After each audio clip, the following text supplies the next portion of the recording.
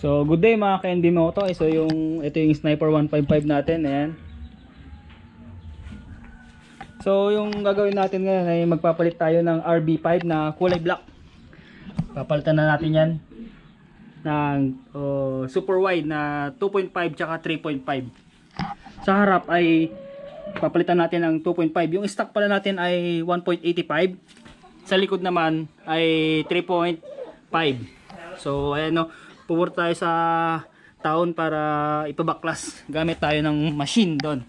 So titignan natin kung ilan yung kilo ng stock tsaka sa ilan ang kilo ng RB5. So tara, samahan niyo ako.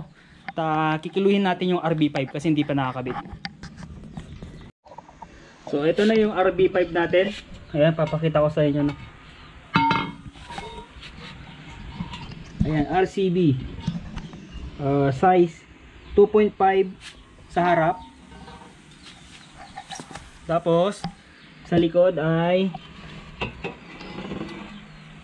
ayan, teka lang mga master, 3.5 by 17. So ito yung kiluhan natin. Ayan, yung kikilo natin yung sa harapan muna. With bearing na to ha. May bearing siya pero walang disc. Ayan. Sa harap ay 3 and a half.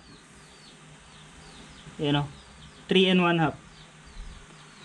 May sobrang isang guhit. So sa likod naman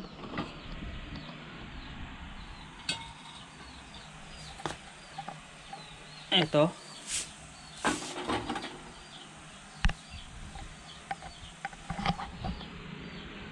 yun, 4 kilos. Ayan o, 4 kilos. So ito kapag mamaya pagka sa taon na tayo ay pakabit na natin. Pagka uwi natin kikiluhin din natin yung stock na mags.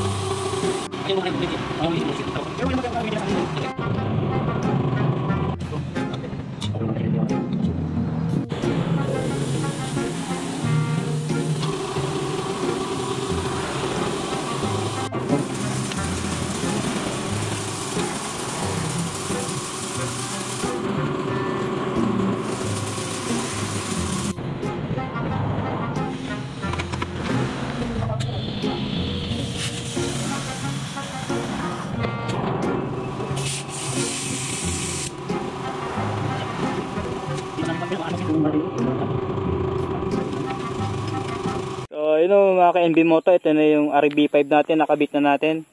Ayan, gwapo di ba? 2.5, 3.5. Yun.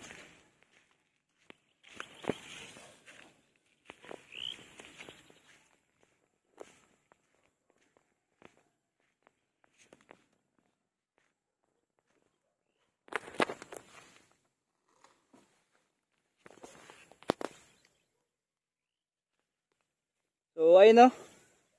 Thank you. So ito na no mga ka-NB Moto yung stock na mags ng Sniper 155 natin. So inuna natin yung rear. May bearing, walang disc. 5 and 1/4 kilos. Ay, mabigat. Ito naman front mags, stock din.